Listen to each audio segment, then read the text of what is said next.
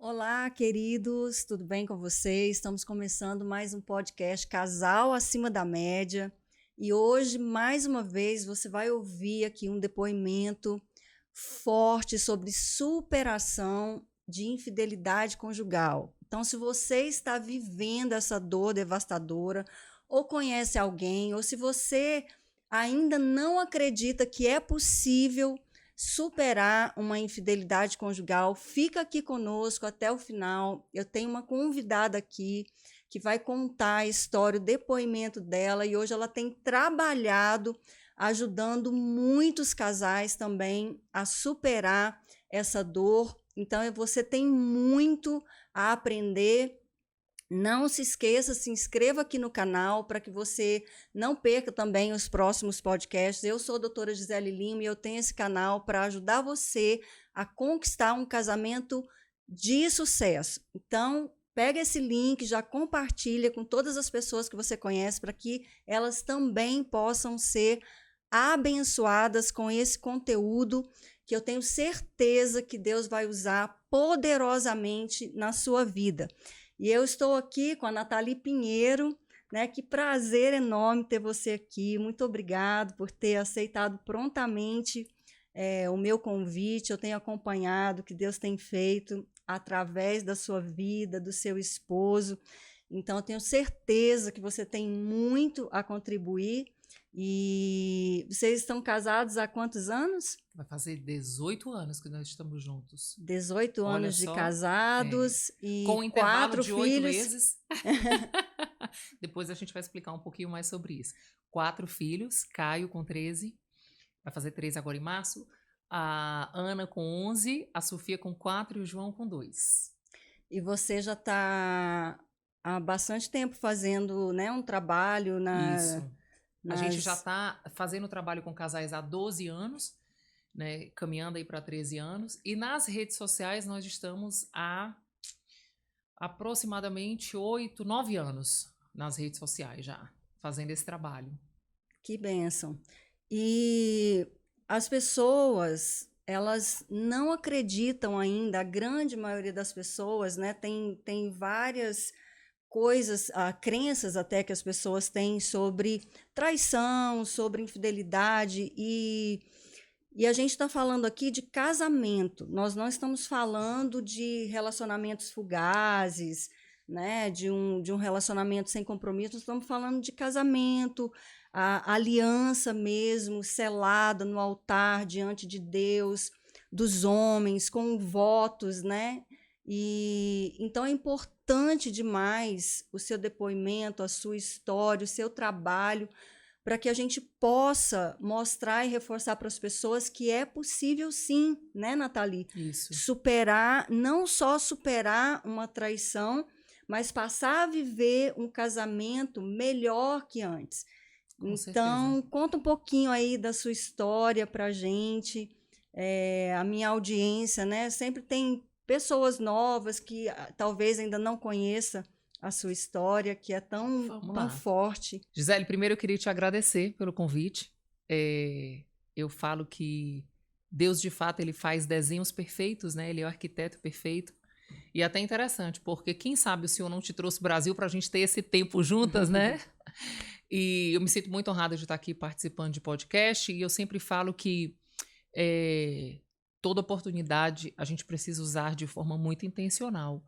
E eu quero ser intencional nesse tempo para falar para as pessoas que estão nos assistindo que sim, é possível. É possível. É possível você transformar um casamento, é possível você superar uma traição, é possível você viver um casamento muito melhor do que antes de uma traição, de uma crise. É possível sim. E eu falo que eu sou a prova viva dessa possibilidade. E eu gosto muito de contar também minha história, porque eu sempre falo que ninguém duvida da sua história, né? As pessoas até dizem assim, mas isso aqui foi uma interpretação da sua leitura. Isso aqui é a sua opinião sobre esse caso. Mas quando você compartilha a sua história, dificilmente alguém vai falar isso.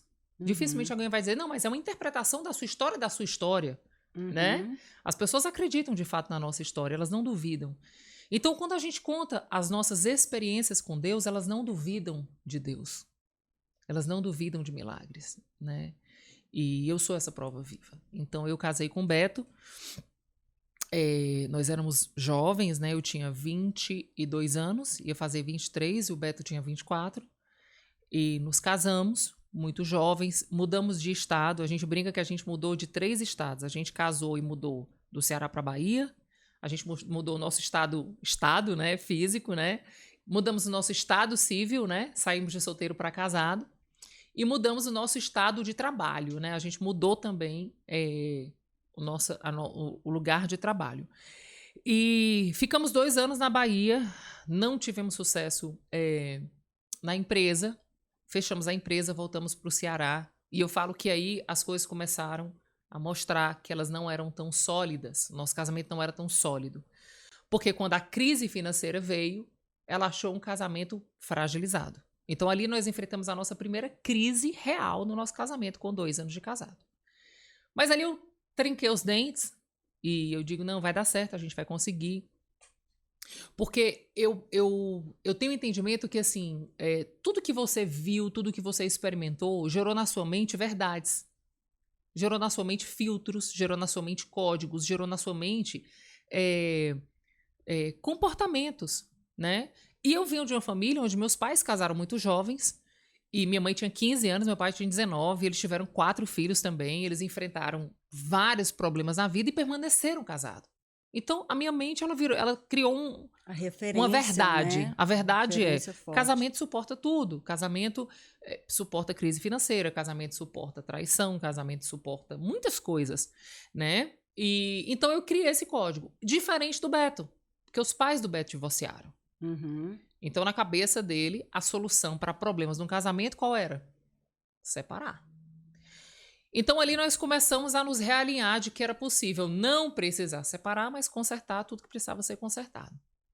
Nessa época, vocês já eram cristãos?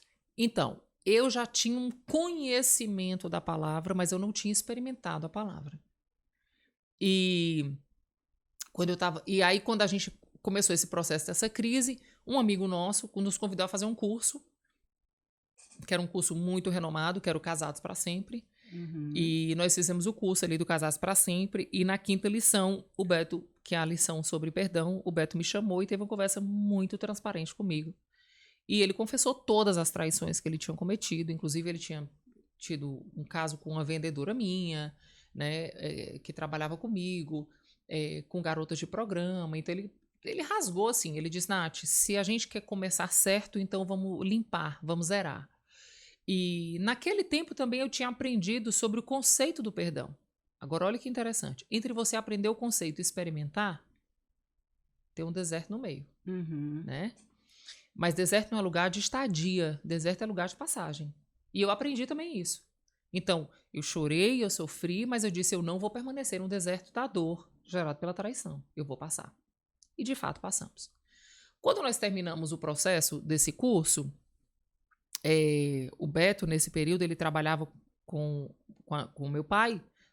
Eram vários restaurantes e várias lojas, franquias de vinho. E ele disse, Nath, eu não quero mais trabalhar com seu pai, eu vou prospectar um novo negócio. E eu super apoiei ele, porque eu sempre acreditei no trabalho dele, né? Eu sempre incentivei muito ele, de ter o seu próprio negócio, de ser empresário, eu sempre vi o Beto com uma visão muito diferenciada. Eu falava que ele era mais dono, às vezes, do que o próprio dono, só que ele era funcionário. Então, eu super apoiei e ele começou a prospectar um negócio fora, até que veio para Brasília. E quando ele veio para Brasília, nesse período do curso, foi um período onde nós começamos a caminhar no conhecimento do Evangelho, nós começamos a entender um pouco mais os princípios que fundamentavam o casamento, e nós começamos a ressignificar muitas coisas no nosso próprio casamento, como, por exemplo, a minha fonte de alegria não era mais o Beto, né, o casamento. Que durante muito tempo da minha vida, como eu aprendi o valor da família, então eu sei, é muito interessante isso, né? Eu sempre sonhava em casar, eu sempre sonhava em ser mãe, eu sempre sonhava em ter minha casa, eu sempre sonhava, sabe? O meu ideal de vida nunca estava, eu quero fazer medicina, eu sonhava em ser engenheiro, não. A minha vida, ela sempre teve esse desejo. Eu sempre tive dentro de mim essa vontade. E quando eu casei, eu coloquei no casamento essa condição. Nossa, agora eu vou ser feliz, agora eu vou ser realizada, meu sonho está se cumprindo. Bem, mas eu descobri que o casamento não era esse negócio todo, não era essa Coca-Cola toda que eu imaginava, né? Por quê? Porque eu descobri que naquele lugar que eu achava que eu ia ser muito feliz, foi o lugar que gerou as maiores feridas emocionais que eu podia viver. E aí eu comecei a entender que, de fato, a minha fonte de alegria, minha fonte de felicidade já não era mais o casamento. Então eu comecei a entender sobre o princípio, eu comecei a entender sobre o que é que fazia um casamento ter vida longa, ser equilibrado, porque eu comecei a estudar a palavra voltado para o casamento. E aí veio a possibilidade do Beto sair do Ceará e vir para Brasília montar um novo negócio. E nesse período nós fizemos um acordo. Qual era o acordo? Eu ficava em Fortaleza trabalhando, enquanto ele tocava a obra do restaurante aqui, e eu ficava suportando ele financeiramente nesse período. E a gente tinha feito esse acordo, estava combinado, e eu, como diz lá no Ceará, eu dizia, a rocha vai-se embora que eu tô aqui segurando a onda. E ele veio... Sendo auxiliadora, né? Isso, sendo auxiliadora idônea, né? Aquele lugar mesmo de declarar a palavra e suportar financeiramente e emocionalmente também. Tinha dias que ele tava, nossa, eu tô muito cansado, tá sendo... E eu dizia, não, vai dar certo, keep going, né? Vai dar certo e tal.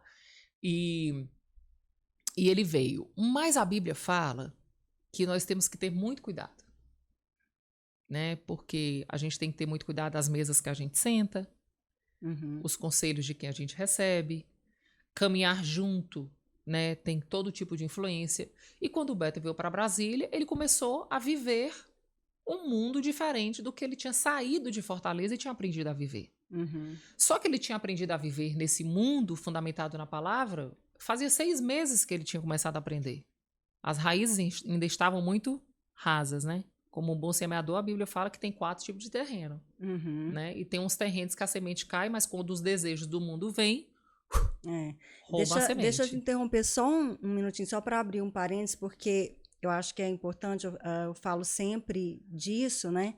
Porque acontece demais. É uma situação atípica, principalmente essa questão do distanciamento físico por necessidade mesmo. Às vezes, por causa do trabalho ou para fazer um investimento na carreira.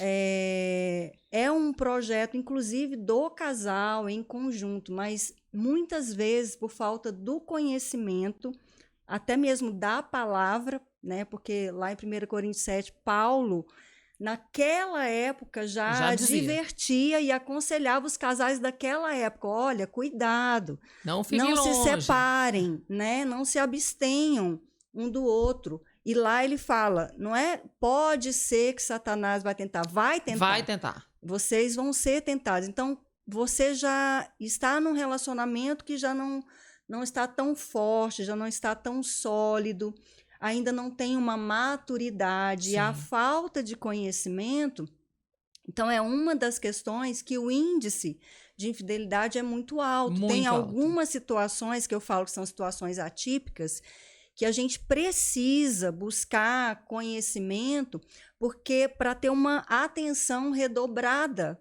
para manter, é um desafio muito maior para você manter a conexão, inclusive a conexão sexual mesmo, né?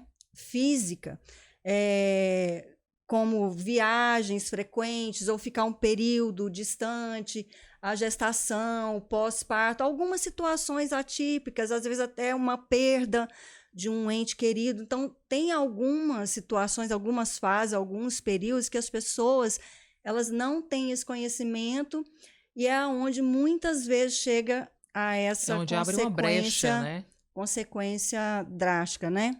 E aí foi isso que aconteceu. E quando o Beto veio para cá, e aí ele começou a se deslumbrar, né, com o que ainda ia acontecer, porque o restaurante ainda ia abrir, os negócios ainda iam acontecer.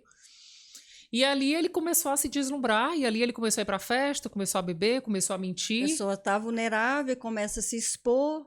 Aí já viu o que deu como resultado. Só que nesse período, a gente sempre combinava de pelo menos uma vez por mês encontrar. E quando uma das últimas vezes que nós nos encontramos, ele de fato estava muito frio, porque tem características que são típicas de quem está traindo, né? A frieza, o próprio apetite sexual, aquela coisa do... tudo é desculpa para não estar junto. Por quê? Eu sempre falo que a Bíblia é muito clara quando ela diz que o salário do pecado é a morte. Então, tudo aquilo que você está em pecado, você está trazendo morte para. Então, se no teu casamento você está em pecado, você está trazendo morte para o seu casamento, né? E a morte, ela vem sendo construída, né? E eu falo que a grande morte do casamento é o divórcio. Então, começa a ficar frio, começa a se distanciar, começa a não querer acessar, inventa muita desculpa para não estar junto. E ali eu comecei, e que é eu relembrei tudo, porque né? se está distante, né? É incoerente, deveria ser o contrário. Deveria ser o contrário, mas é a resposta do adultério, né? A resposta do adultério é, não, eu não quero ficar muito perto, porque vem a opressão da culpa, né? Vem um sentimento de, puxa, né? Eu tô traindo, como é que eu faço? Tá A consciência não aguenta. Fantasia também, tá na mentira, então não aguenta. E aí, nesse período que a gente se encontrava uma vez por mês, eu engravidei. E eu lembro que nessa época, eu gosto muito, aliás, eu gosto muito não é sempre que eu enfatizo, mas eu gostaria muito de enfatizar nesse podcast. Nessa época, eu tinha um restaurante em Fortaleza que estava assim, no auge do sucesso, no auge. Então, era um restaurante que levava meu nome, tinha Nathalie Bistrô, eu estava ganhando prêmios nessas revistas, tudo isso, chefe de destaque, restaurante contemporâneo. Eu estava no auge do sucesso. E quando eu descobri que estava grávida, o Beto disse assim, ok, você está grávida, então fecha tudo e vem embora. E nessa época eu olhei para o negócio, eu olhei para a minha família e eu disse, eu vou optar pela minha família. E de fato eu fechei o negócio, né, no auge do sucesso, e fui embora. Fui embora para Brasília. Só quando eu cheguei em Brasília, descobri que eu era um peixe fora d'água e eu era uma pessoa que não era bem-vinda. E aquilo me deu uma tristeza, e hormonalmente você tá, né, a 1000 por hora, né? E quando eu cheguei lá, que eu vi a vida do Beto, que eu vi o modus operandi dele, que eu vi tudo, eu disse assim, não, peraí. Calma, é outra pessoa. Não é aquele Beto que a gente tinha feito o curso de casais, não é aquele Beto que... Como assim? E ali me fez sofrer demais toda aquela situação. E esse sofrimento me fez começar a sangrar muito. E de repente eu olhei para aquela situação que eu estava vivendo e disse assim, não, eu não quero mais, porque o sonho de ser mãe vai se realizar. Então, ao invés de eu continuar aqui nessa situação, sendo rejeitada, abandonada, desprezada, né, e mendigando, eu vou embora. E eu vou cuidar de mim, vou cuidar do meu filho. E assim eu fiz. Um dia nós tivemos uma discussão e eu lembro que eu convidei ele para ir para a igreja. Eu disse assim, amor, vamos para a igreja hoje? Ele disse, não me cobre o que eu não quero fazer. E naquele dia, quando ele disse isso, eu olhei e disse assim, cara, nós estamos andando em linhas divergentes. Né? Eu estou indo para um lado, ele está indo para o outro, então eu acho que não faz mais sentido continuar casado. E no fundo, eu não estava mais suportando. Eu digo, eu preciso dar um basta, porque eu preciso olhar para mim e cuidar de mim, porque eu estou grávida. E eu arrumei minhas coisas, ele foi para uma festa, e naquela madrugada mesmo eu arrumei minhas coisas todas e fui embora para o Ceará. Voltei para o Ceará, liguei para meus pais e disse, eu estou voltando para casa e eu preciso cuidar de mim. E foi aí onde começou o meu grande processo. Porque logo quando eu voltei para casa dos meus pais, 15 dias depois o Beto foi para Fortaleza, nós assinamos a separação, o divórcio. E na minha cabeça virou uma chave. Qual foi a chave? Acabou. Eu não olho para o Beto e vejo a possibilidade de tê-lo comigo. Então agora eu vou cuidar 100% de mim. Porque agora eu tenho uma pessoa que depende de mim. E eu não quero mais continuar tendo os mesmos resultados. Então na minha cabeça isso era muito claro. Então eu dizia assim para Deus, eu quero mudar. Porque se eu não mudar, eu vou colecionar divórcio. Porque o dedo que escolheu o Beto foi o meu. Ninguém me obrigou a casar com o Beto. Então, ficou claro para mim que a minha escolha estava errada. Então, eu fui para dentro do meu quarto, tranquei a porta e disse assim, Deus, agora é eu e tu e eu. Né? E eu disse, agora, Senhor, eu preciso que o Senhor me mude. Eu preciso que o Senhor me mude. Eu preciso que o Senhor me cure. Eu preciso ter com o Senhor, porque Fortaleza é desse tamanho, né? Então, assim, eu não era Nathalie Moraes, que era o meu sobrenome de solteira. Eu já era Nathalie Pinheiro, que era o nome de casada. E eu era a Nathalie do Beto. Então, o que acontece? Onde eu chegava, eu tinha que prestar conta do meu fracasso. Então, o que é que eu fiz? Parei de sair. Eu não queria encontrar ninguém, eu não queria fazer nada. Eu disse assim, Deus, eu só posso sair quando eu estiver curada, porque eu não vou sofrer, né? Então, eu ia pro meu quarto, eu trabalhava, voltei a trabalhar com os meus pais, então eu trabalhava, terminava e ia para casa. E quando eu chegava em casa, eu ia ter com Deus. Então, eu entrava no meu quarto, eu entrava no meu banheiro, e ali eu rasgava o meu coração. E eu dizia, Deus, eu não quero mais esse resultado, eu sei que essa colheita é minha. Eu não posso culpar o Beto, eu não posso culpar o Senhor. Não, porque fui eu que escolhi. Eu escolhi o Beto, eu que escolhi viver fora da tua palavra. Eu saí, porque tem uma característica muito comum das mulheres traídas. Elas querem achar o culpado e querem justificar o pecado. Uhum. Por que ele me traiu? Por que ele fez isso comigo? Eu não merecia. E isso não é justo, né? Por que, Deus? Por que, marido? Eu tinha entendido naquele momento que, primeiro, aqueles eram os meus resultados. Nath, você está querendo dizer que o Beto pecar é culpa minha? Não. Eu estou querendo dizer que tudo que acontece no casamento é responsabilidade dos dois. Uhum. Ponto número 1. E ponto número 2. Eu não queria mais justificar o pecado. Eu não queria mais entender por que o Beto me traiu de novo, por que o Beto voltou para o pecado. Eu não queria mais entender, porque já não fazia mais parte da minha vida. Entende? Então eu setei minha cabeça e disse assim, ok, tá aqui o meu resultado, tá aqui minha colheita, eu não quero mais. Essa é uma das orações mais difíceis, né? Você chegar diante de Deus e falar, Senhor, eu estou aqui porque Eu errei. como um vaso na mão do oleiro, né? Me quebra, me faz de novo, sonda meu coração, vê se há em mim caminho mal, né? E guia a mim. Guia Né? a minha vereda, é uma atitude de maturidade, inclusive espiritual, né? E muitas vezes é uma das coisas que falta nesse processo. Demais. A pessoa mergulha na vitimização e aí ela acaba ficando ali patinando e o processo não anda, não flui. Não acontece. E aí o que aconteceu? Então, assim, duas coisas ficaram muito fortes dentro de mim. Eu não tenho mais nada a ver com o Beto, é ele Deus, porque na minha cabeça é assim, ele conhece Deus. Então, ele vai prestar conta do que ele viveu, do que ele escolheu com Deus, não é comigo, né? É outro grande equívoco que eu acho que as pessoas têm. A palavra de Deus fala que nós vamos prestar conta de tudo que a gente faz e tudo que a gente fala.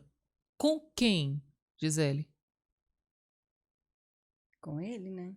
Ok, com ele. Por quê, Gisele? Porque só ele é o justo juiz. Só ele é santo e puro para julgar o pecado de alguém. Sabe o que eu vejo muitas vezes as mulheres fazendo? Sentando nesse lugar. Olha que louco. Elas querem, e a gente traz um contexto para elas, porque eu não sei se, eu acredito que a sua audiência é também muito parecida comigo, a gente tem um percentual maior de mulheres, então elas sentam na cadeira do juízo, elas se vestem de juízas, elas se fantasiam de santas e puras, elas pegam o martelo e elas dizem, vem cá, com o marido, agora eu vou te julgar. Só que elas não entendem que sentar nesse lugar já é um grande pecado. Porque quem é digno de julgar? Então, na minha cabeça, eu também setei isso. Que forte o Beto, isso que você está falando. Então, forte. O Beto não tem que prestar conta do pecado dele comigo, Gisele. Ele vai prestar conta com Deus. Entende? Assim como eu vou prestar conta dos meus pecados com Deus. Então, antes do Beto me trair, ele traiu o Senhor. Porque no dia do nosso casamento, o voto dele primeiro foi com Deus. O que foi que ele disse?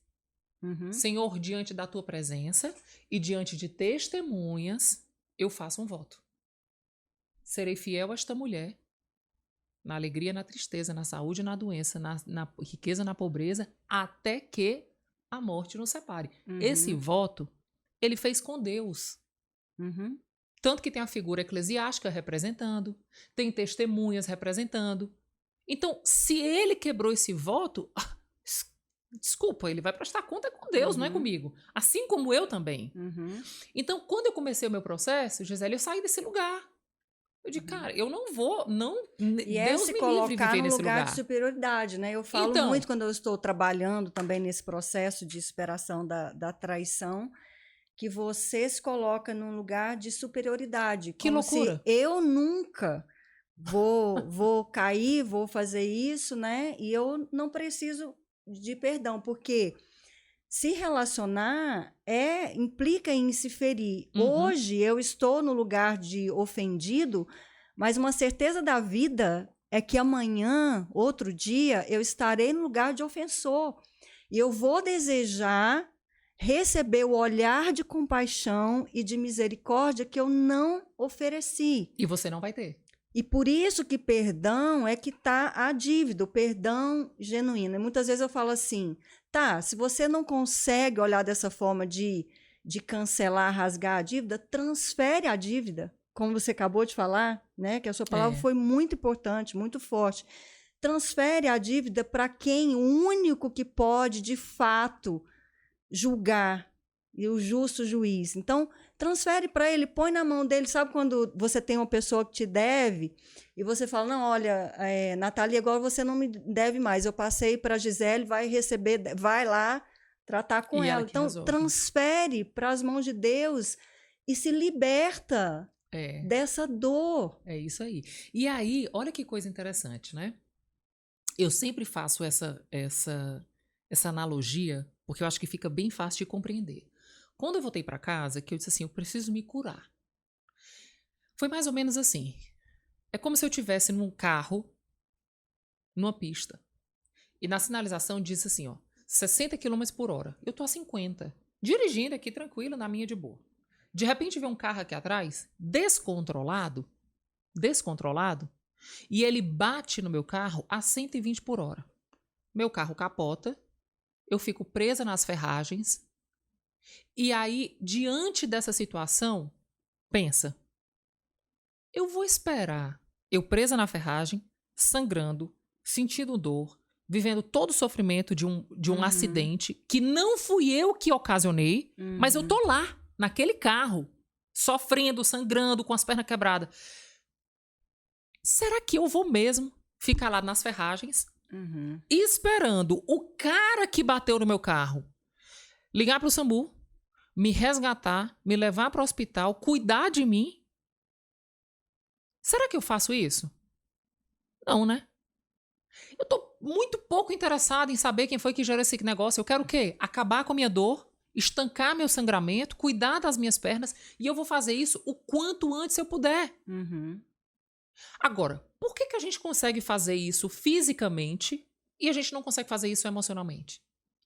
Por que a gente quer condicionar a nossa cura emocional ao resgate, à mudança, à cura, à conversão do outro? Não é louco isso? Uhum. Agora, pensa. Conversão, cura, parar de pecar, para mim, diante do que a Bíblia me fala, só é possível quando a pessoa tem um encontro genuíno com Jesus. Uhum. Agora, a pessoa não vai nunca para a igreja, nunca abriu uma Bíblia, nunca orou, e você quer que ela abandone o pecado porque você condiciona ou você ameaça, não vai existir isso. Uhum. Aí o que acontece? Aí as pessoas ficam rodando em círculo. Só que elas têm que lembrar que toda dor não curada, ela se torna uma mazela ao ponto de arrancar a sua vida. Uma gripe não curada, o que ela vira? Uhum. Uma pneumonia. Uma pneumonia não curada, o que acontece? Te leva à morte. Nas nossas emoções é a mesma coisa. Além de ser transferida. Além de você transferir. Porque todo o ambiente, todo mundo que convive com Pessoas você magoadas magoam, pessoas feridas ferem, pessoas que se sangram, tornam mancham em amargas. todo lugar, né? Então eu fui para dentro do meu quarto e eu disse assim: Deus, eu não vou condicionar a minha mudança, a conversão do Beto. Eu não quero que ele preste conta do pecado dele. Eu não quero que ele se arrependa para o meu casamento ser restaurado, não. Até porque hoje, eu dizer para Deus, Deus, hoje do jeito que eu tô, se eu não viver minha cura, eu já vou gerar um filho amaldiçoado. Por quê? Porque o filho que eu estou gerando, se eu não viver a cura, eu vou imprimir nele uma verdade que não é verdade. Que o que é? Que família não presta. Que Uhum. casamento não vale nada. Então, na minha cabeça, eu disse assim, eu preciso primeiro viver minha cura. Porque eu tenho uma geração no meu ventre que precisa conhecer a verdade acima de tudo. Então, na minha cabeça era o tempo todo: Senhor, me cura. Senhor, transforma as minhas lágrimas em gozo. Recolhe cada uma delas. E ali eu vivi um profundo relacionamento com o Senhor. Profundo. Eu brinco, né, dizendo que eu não tinha uma Nathalie para me ajudar, eu não tinha uma Gisele para me ajudar. Ninguém. Sabe o que é ninguém? O próprio Senhor me levou para experimentar dele. E aí foi muito louco, porque tudo que eu vivia, e as pessoas me olhavam e diziam assim: só pode estar doida. Ou deve estar à base de remédio. Por quê? Porque a minha circunstância ao redor não mudava, mas o meu humor era lá em cima. Eu estava toda hora sorrindo, eu estava toda hora alegre, eu estava bonita, eu estava me curtindo. E as pessoas diziam assim: nossa, Nathalie voltou com o Beto? Nossa, o Beto voltou para casa? Por que ela tá tão feliz? Por que ela tá tão em paz? Não faz sentido.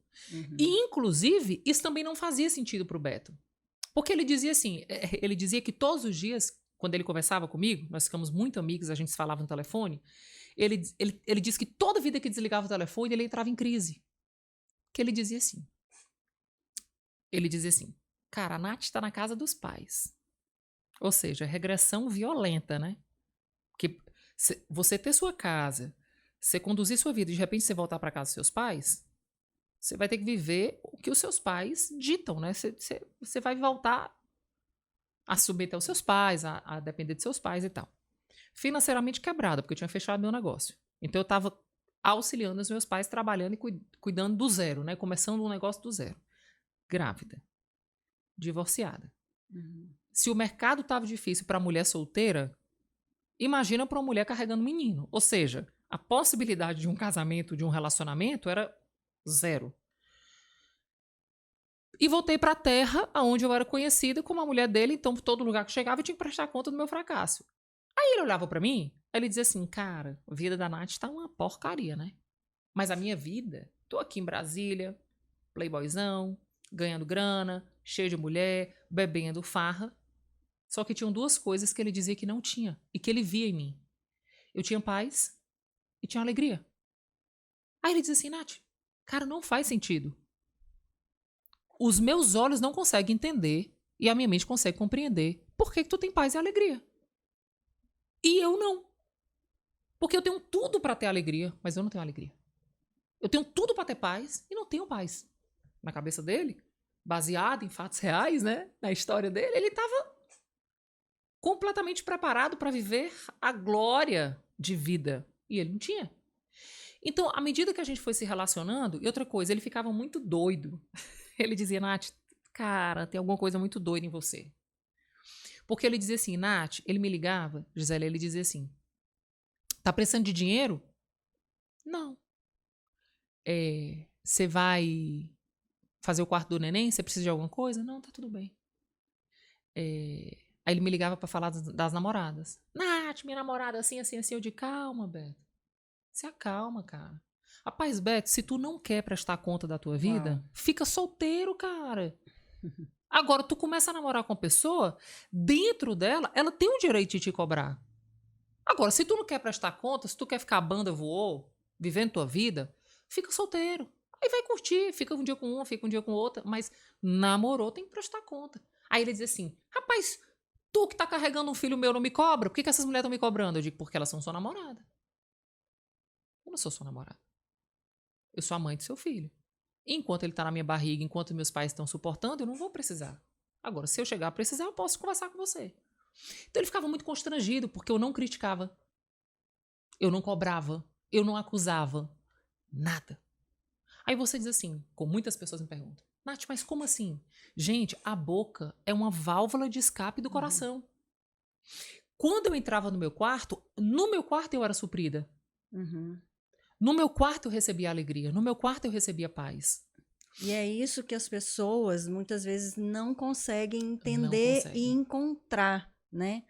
Você precisa estar num relacionamento, num casamento completa, inteira, e só tem uma fonte de significado, de valor, que é Cristo. Verdade. Então você agora encontrou, né, a fonte A única fonte que realmente nos dá satisfação, É, paz, alegria. sabe E é aquela... estando satisfeita que você, Perfeito. então, constrói um Ó, você casamento sabe a saudável. palavra de Deus quando ela diz assim, ó, busque o reino de Deus e a sua justiça, e todas as coisas serão... Acrescentadas. A palavra é perfeita. Quando a palavra de Deus diz que quando a gente busca o reino dele e a justiça dele, tudo mais, casamento, filho, negócio, dinheiro, amizade, igreja, tudo é um acréscimo. O que é acréscimo, Gisele, não é completude. É um reflexo, né? É mais ou menos assim, cara, o meu copo tá tão cheio que tudo que vem é transbordo. Mas o que vem de fora não está me completando, não está completando a minha carência, não está me enchendo. E isso me torna não dependente. Você entende? Ou seja, a minha inteireza com Deus me torna full, eu fico tão preenchida que os meus relacionamentos, eles não são dependentes emocionalmente. Você entende? Eles são o quê? Acréscimos na minha vida. Então, quando eu entrava no meu quarto e eu tinha com Deus, todos os dias Deus me preenchia um pouco mais. Quando eu me relacionava com o Beto, eu não cobrava, não criticava, não julgava. Por quê? Porque a minha carência não era suprida no Beto. A minha felicidade não era apontada para o Beto. Entende? Então, eu vivia a minha inteireza porque eu estava buscando o reino de Deus. Entende? E nessa busca eu era completa e na minha completude eu me relacionava com o Beto um relacionamento sem expectativa. A palavra é essa. Então eu estava tão inteiro em Deus que eu não tinha expectativa no Beto. Então o meu relacionamento com ele era leve. E isso deixava ele doido, Gisele, porque ele dizia assim, cara, não é possível que essa mulher, uma hora, ela vai me dar um golpe, alguma coisa. E não tinha um golpe. Ele dizia assim, cara, não é possível. Então, à medida que o tempo foi passando... A paz, a alegria que Cristo dá é verdadeira, né? E excede todo entendimento. Todo entendimento. Por que excede o entendimento? Porque a circunstância dizia para eu ser triste. Mas eu estava feliz. Então as pessoas não entendem. Por isso que é uma paz que excede o entendimento. Né? Eu tinha tudo para estar atribulada, mas eu tinha paz. Então as pessoas não entendiam. Elas diziam, cara, eu não entendo. Por quê? Porque excede o entendimento. Né? Porque as coisas do céu são loucura para a terra. Né? A sua confiança foi colocada no lugar certo. No lugar, único lugar. No único lugar que se deve colocar. Que realmente poderia te dar segurança. E aí o Beto começou a viver esse constrangimento, né? E um constrangimento que era o próprio Espírito que fazia, porque não era eu que falava, não era eu que pregava, eu não pregava, nada. E aí, quando eu estava ali por volta de 7 para 8 meses, o Senhor me deu uma palavra que Deus ia fazer o meu casamento ser restaurado. Só que foi interessantíssimo, porque no dia que Deus me falou que ele ia me entregar um pastor, no dia que Deus me falou que ia me dar um homem que tinha um coração como o de Davi, no dia que Deus me falou tudo isso, o Beto deixou de ter uma namorada e passou a ter 2.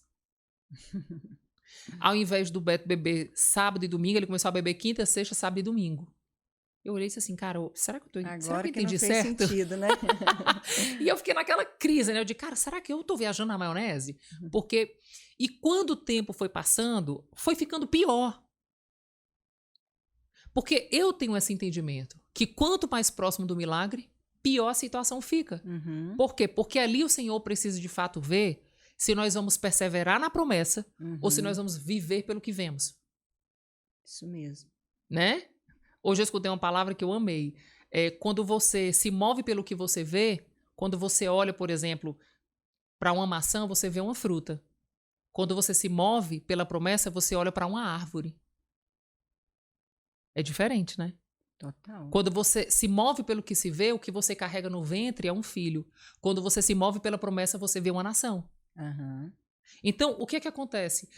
Eu comecei a olhar para a nação. Eu comecei a olhar para a promessa. Eu me agarrei na promessa. Eu disse, Deus, pode piorar. O Senhor comigo vai dar certo. E tá, a coisa foi ficando pior, foi ficando pior, foi ficando pior, foi ficando pior. Só que, à medida que a coisa foi ficando pior, eu intensifiquei mais ainda o meu relacionamento com Deus. E um dia eu fiz uma oração, que essa oração foi a grande chave. Dentro da minha intensidade de me relacionar com Deus, eu descobri que eu sabia viver sem tudo na terra, mas eu não conseguia mais viver sem Deus. O que eu... Assim, trazendo assim uma ideia, né? Eu acho que nesse dia, quando eu fiz essa oração, Deus olhou lá do trono e disse, agora sim, ela destronou tudo da vida dela. E ela me entronizou na vida dela. Agora, abram-se as comportas dos céus e derrame os milagres, as bênçãos sem medidas e encham os celeiros dela. Ali. Foi ali. E naquela oração, onde eu falei pro Senhor, eu digo, Deus, olha, se o Beto voltar, não voltar, tá bom. Se meu filho nascer, tá bom. Se eu voltar para Brasília, se eu ficar no Ceará, tá bom. O que é maravilhoso, Deus, é saber que eu descobri um lugar em Ti, que eu sou plena. Pronto. Desse dia em diante, a minha vida começou, os milagres começaram a acontecer. O Beto voltou, me pediu em casamento de novo. Caio nasceu, ele estava no parto comigo. No dia do parto, ele deu entrada no casamento. 45 dias depois, nós casamos. Vieram muito mais filhos do que eu imaginava. Né? No meu sonho, no meu cálculo, como mulher, eu imaginava, nossa, eu vou ter 2 ou 3 filhos. Vieram 4. E daí em diante, eu parei? Pelo contrário. Que é outro grande problema da grande maioria das pessoas que tem um casamento restaurado, o marido de volta para casa. O que elas fazem, Gisele? Elas baixam a guarda. Por quê? Porque para elas o jogo tá ganho. Não. Pelo contrário. O jogo não tá ganho. Exatamente. Aí as pessoas perguntam, Nath, você voltou a confiar no Beto? Eu? Para que eu vou cometer mais esse pecado? Toda vida, Gisele, que você entra num lugar, olha que interessante. Por que será que as nossas maiores feridas elas são geradas dentro de casa? Você já provou pensar? Sabe por quê? Porque quando você entra na sua casa, que você abre a porta, que você entra na sua casa, a primeira coisa que você faz é baixar a guarda. Quando você entra em casa, você, baixa a guarda. Por quê? Porque a tua casa é um lugar de descanso. Quando você baixa a guarda, o que é que você fica? Vulnerável. Exatamente. Então, quando você chega em casa, normalmente o que é que você faz? Você chega em casa, você tira a armadura de Efésios 6, pendura na porta e diz, pronto, agora deixa eu tirar a armadura, deixa eu deitar e relaxar. Só que Deus fala que não é assim. Você falando aí, eu estava pensando aqui. Eu acompanho casais há mais ou menos 20 anos, tanto profissionalmente como ministerialmente. Então, já acompanhei os mais diversos casos de infidelidade, né? E eu vejo muitos casos, as pessoas falando, eu não acredito, não sei como isso foi acontecer. Porque as pessoas acham, muitas vezes acreditam, que uma traição, uma infidelidade acontece quando o casamento já acabou, quando, né, tá muito ruim.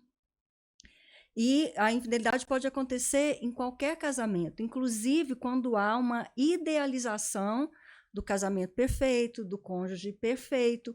E quando está tudo muito bem, é exatamente quando a gente tem essa tendência a baixar a guarda. Às vezes, tem quase todos os relatos, na grande maioria eu acompanho casais cristãos, desse afastamento, da comunhão com Deus, né?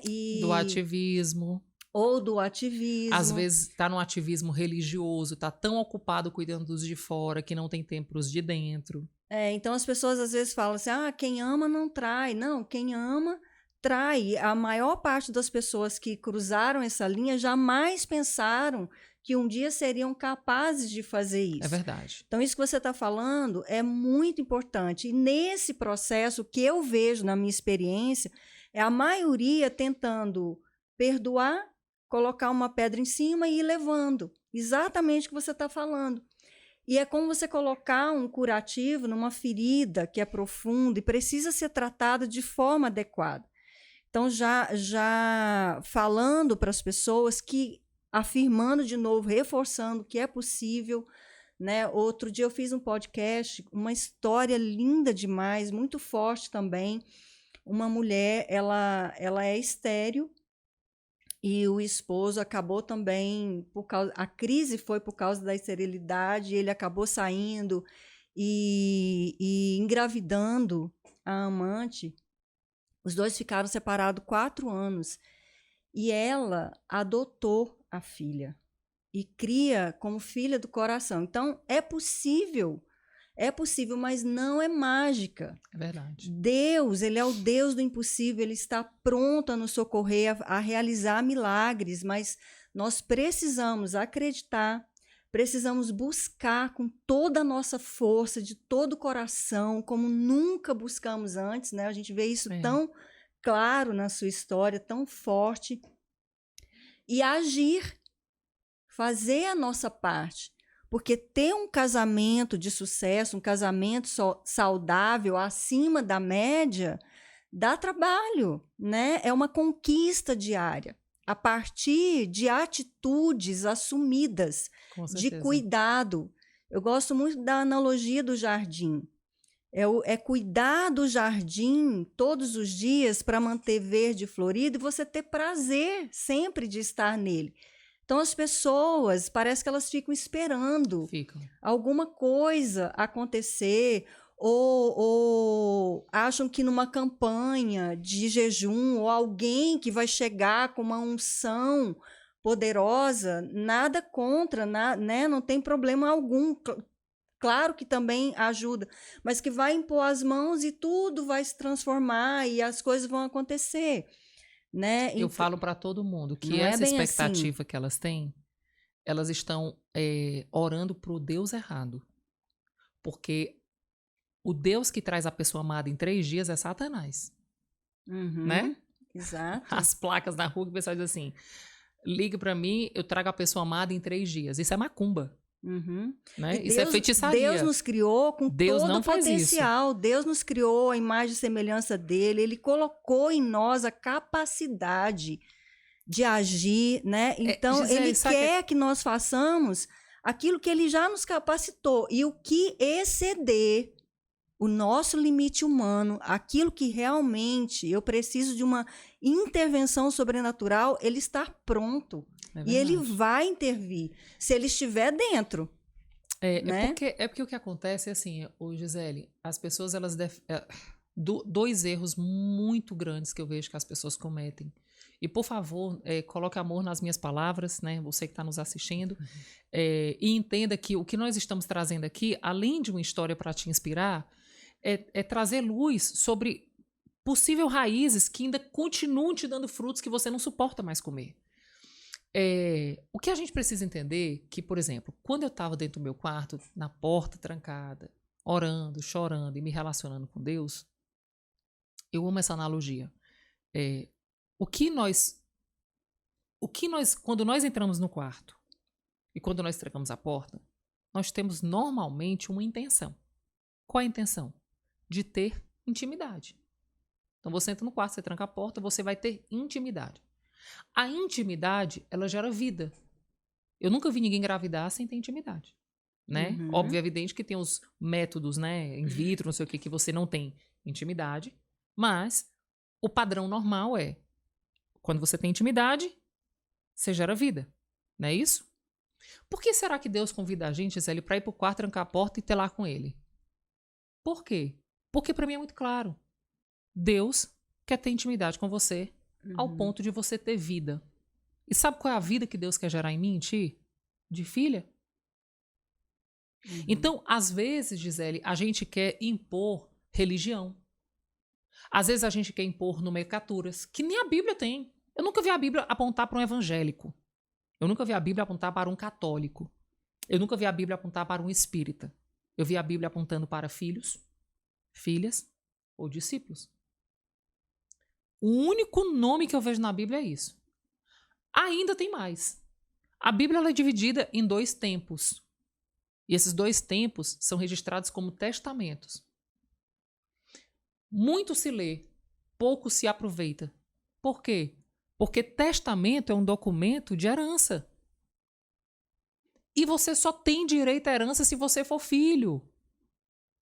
Só que muita gente é crente, muita gente é evangélico, muita gente é católico, mas não é filho, não é filha. Por isso que anda e não sai do lugar. Porque o que Deus quer é um relacionamento de pai com filho. A cruz não foi para um resgate de traga de volta os evangélicos, os cristãos. Não. A cruz foi um resgate para o filho, para a filha. Então, o que eu vejo, sabe, Gisele, as pessoas envolvidas em muita religião e pouco relacionamento. Entende? Aí as pessoas estão há 10 anos na igreja, fazendo campanha, subindo um monte, jejuando, e o marido não se converte. Por quê? Porque a religião afasta as pessoas de Deus. Apesar dela ter uma ideia que seria legal, porque religião vem de religare, de religar, mas não religa. Por quê? Porque o que liga é filiação.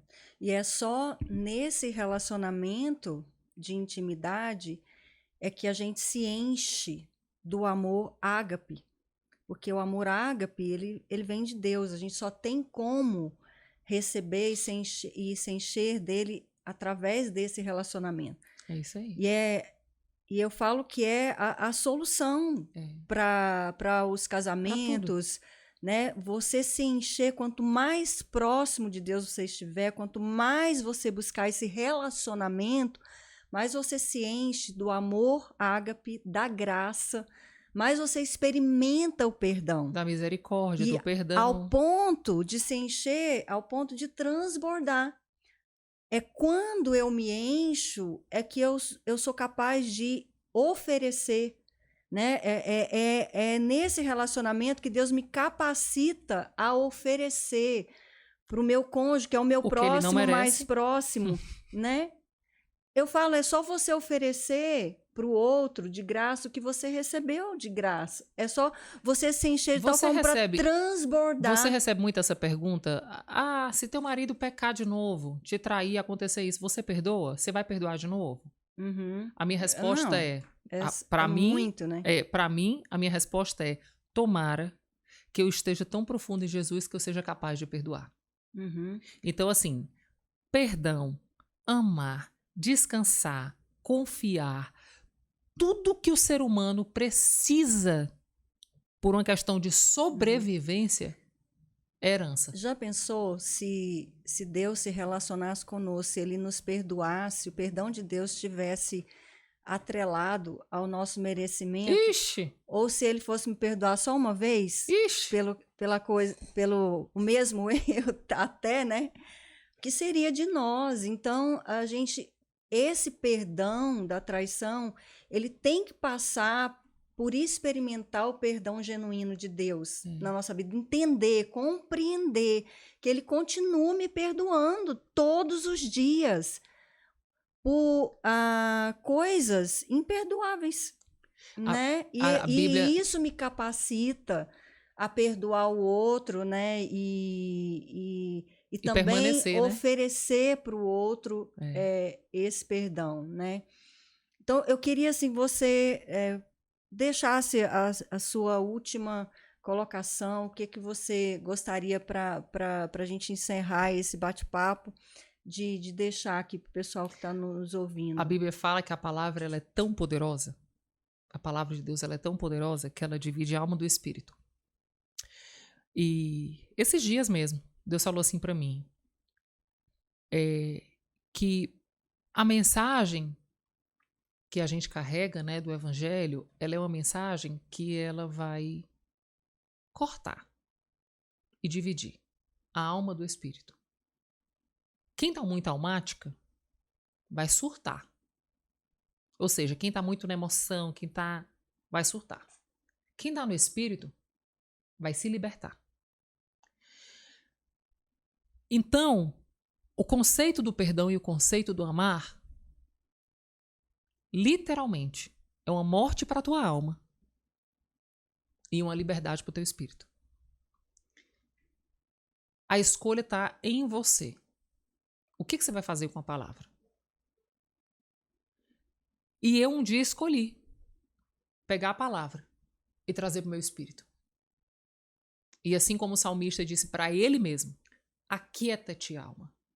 Ou seja, pare emoções. Eu não vou mais ser escravo das minhas emoções. Porque quem decide como eu me sinto a despeito de qualquer coisa, sou eu mesma. Então, se um amigo no trabalho me trair, eu posso não dar a menor importância. Por quê? Porque eu decido não dar importância. E é real, né? Se uma pessoa chegar aqui agora e falar um monte de palavrão comigo, eu posso olhar, virar a cara e dizer, doido, tô nem aí. Por quê? Porque eu decido me comportar dessa forma. Então, o que a palavra de Deus fala? Que você tem a escolha de se mover pelo que sente ou se mover pelo que crê. Essa é a sua escolha. Obedecer ou desobedecer. E em ambas você vai ter resultados. Então, diante de tudo que eu vivi, por que eu falo que a traição foi a melhor coisa que aconteceu na minha vida? Inclusive, por várias vezes eu fui aniquilada nas redes sociais, louca, surtada, todos os nomes que as mulheres, né, almáticas mandam. Eu decidi não me mover pelo que eu senti. Porque se eu continuasse me movendo pelo que eu sentia, eu aumentava o meu cativeiro. E eu não queria viver presa à minha dor. Eu queria ser livre. Então eu peguei o fundamento da palavra. Peguei o amor de Cristo. Peguei o perdão do amor eterno, né, pela cruz e trouxe para o meu espírito. E falei, não me movo mais pelo que sinto, me movo pelo que creio. Então eu vou andar segundo o que a palavra de Deus fala. Me posicionei como filha. As pessoas dizem muito, você tem que se posicionar. Não, não, não. O teu posicionamento não é pressionar o outro. Não é botar o outro para fora de casa. O teu posicionamento precisa ser obedecer a Deus, não obedecer a Deus. E eu decidi me posicionar obedecendo a Deus. Então eu não olhei para o Beto, não olhei para fulano, não olhei para o que os outros iam pensar. Mas eu olhei para a eternidade e disse, é a minha origem. É a minha origem e é o meu destino. Então eu não me movo pelo que eu sinto, eu não me movo pelo que as pessoas pensam, eu me movo pelo que a palavra de Deus fala.